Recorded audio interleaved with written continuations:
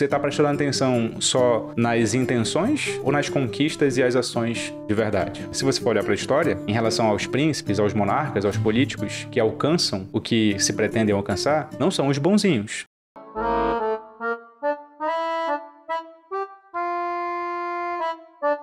Por que é que bonzinhos só se ferram? Meu nome é Vitor Lima, sou seu professor de filosofia de hoje e de sempre, e isto não é filosofia. Deixa eu te contar uma história que não é minha, é do Esopo, um fabulista do mundo grego antigo. Aqui na minha versão, As Fábulas do Esopo, o nome da fábula é O Leão, a Raposa e o Veado. Claro que eu não vou ler tintim por tintim aqui, eu vou resumir para você a história, porque tem 2 páginas aqui, meu intuito não é te matar de tédio. Qual que é a questão da fábula? Qual que é o enredo básico? O leão estava doente, numa caverna, não podia se locomover e estava morrendo de fome. E a raposa estava ali, ao seu redor, ajudando, porque o leão pede que ela vá chamar o veado, enganá-lo, para que ele entre na caverna e o leão vá lá e coma o veado, em relação para matar sua fome ali. A raposa vai para a floresta e convence o veado da seguinte maneira: o leão tá morrendo. E eu vou te contar um segredo em primeira mão, ninguém sabe disso ainda. O leão quer escolher o seu sucessor. E aí não pode ser, aí foi listando os animais, não pode ser a tartaruga, não pode ser o macaco, não pode ser o lobo, porque isso, porque aquilo, porque aquilo outro. É você, porque você com esses galhos na cabeça, imponentes, causa medo nos outros animais, causa respeito. E, bom, você é o animal mais imponente que há. Então, quanto é que você me dá para eu te dar essa notícia em primeira mão, né? Você já me deve. Se eu fosse você, eu viria comigo aqui, iria até a caverna do leão para ficar do lado dele enquanto ele morre, para que ele tenha mais confiança ainda em você.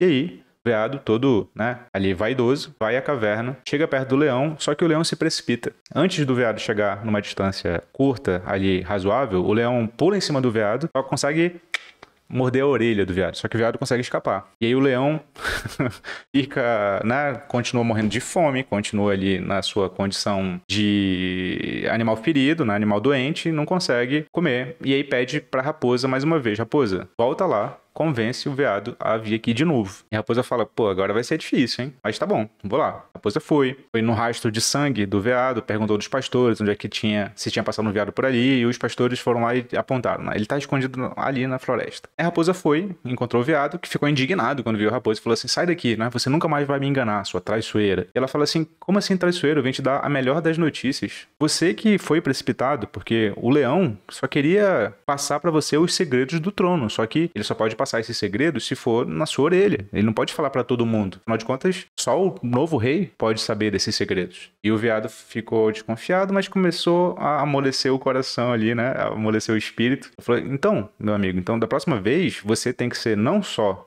imponente, como já é, mas corajoso, porque você não aguenta nem um arranhãozinho na orelha e quer ser rei da floresta. Vem comigo antes que o leão se arrependa, mude de ideia e não nomeie mais você rei. E o veado, enganado, foi com a raposa de novo pra caverna. Dessa vez o leão foi mais paciente, esperou o veado chegar numa distância ali ideal e atacou o veado, comeu o veado e conseguiu o que queria. Claro que a fábula, ela conta uma história, mas tem símbolos. O que isso tudo tem a ver com Maquiavel? Vem comigo aqui. Maquiavel é conhecido por ser um dos iniciadores da ciência política, da filosofia política, no seguinte sentido. Tem aula sobre ele aqui também, se você quer ver uma aula inteira. Maquiavel é quem estabelece que a ciência política tem que ser regida por princípios que não são os princípios da ética. Então Maquiavel separa aquilo que é o bonzinho daquilo que é o bom político. O político bonzinho do bom político. Porque olha só, ele fala assim: na verdade, os políticos que conseguem ali fazer o melhor para sua terra, para sua nação, para o seu principado, são aqueles políticos que não são bonzinhos, são os astutos. Porque eles não são limitados pelos princípios morais. Eles são astutos quando devem ser, violentos quando devem ser, eles são sedutores quando devem ser e honestos quando devem ser. Não tem limites para eles, é por isso que eles governam o mundo, diz Maquiavel. Já os bonzinhos, eles acham que eles vão mudar o mundo porque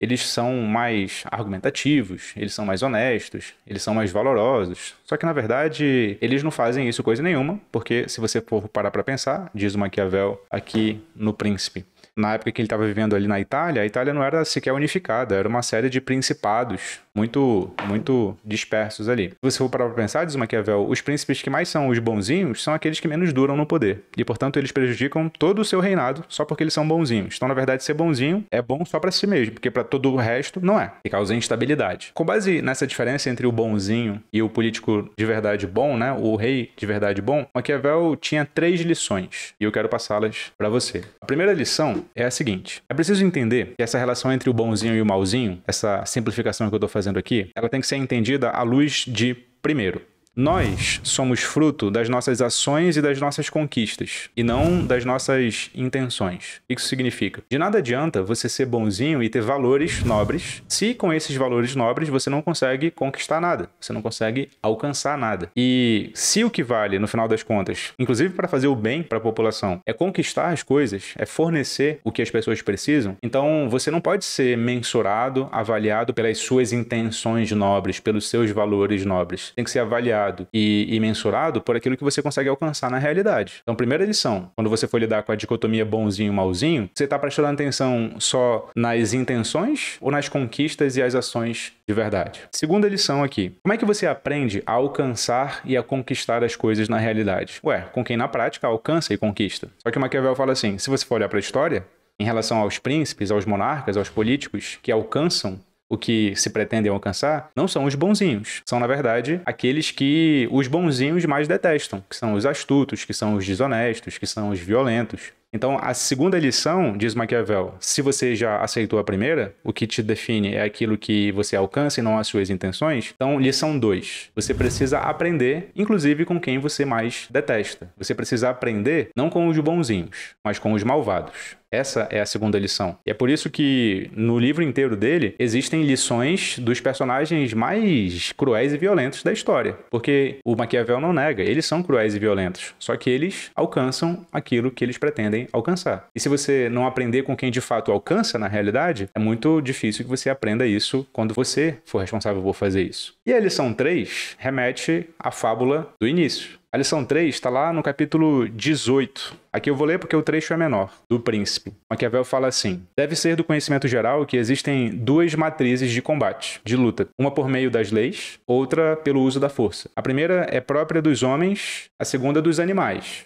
Contudo, como frequentemente a primeira não basta, convém recorrer à segunda. Por isso, um príncipe precisa saber valer-se do animal e do homem. E posto que é necessário a um príncipe saber usar do animal com destreza, dentre todos eles deve escolher a raposa e o leão, pois o leão não pode defender-se de armadilhas e a raposa é indefesa diante dos lobos. É preciso, pois, ser raposa para conhecer as armadilhas e leão para afugentar os lobos. Aqueles que simplesmente adotam o leão não entendem do assunto. Qual que é a metáfora do leão aqui? É a metáfora da força. Você tem que ser forte para se proteger contra os lobos, contra os malvados. Mas ter força bruta não basta. Você tem que ter astúcia. E é por isso que você tem que ser raposa. A raposa é aquela que sabe das armadilhas. Tanto fazer com que os outros caiam, ela fez o veado cair na armadilha, quanto porque ela conhece como fazer armadilhas, ela sabe fugir das armadilhas, não cair nelas. A terceira lição aqui do Maquiavel é: seja leão e raposa. Tenha força e astúcia. Agora, a minha pergunta é para você. E você? Você gosta de política? Você gosta de assuntos relativos à política para aumentar o seu repertório e conversar sobre os assuntos de modo não superficial? De tempos em tempos nós abrimos o nosso curso Encontre Sua Voz Política e caso você se interesse, se cadastra agora aqui no link que está no primeiro comentário fixado. Em breve nós abrimos turmas e aí você não perde, você sabe de antemão. Deixa aqui nos comentários também o que você achou dos conceitos que você aprendeu. Não se esquece, jamais você é o que pensa.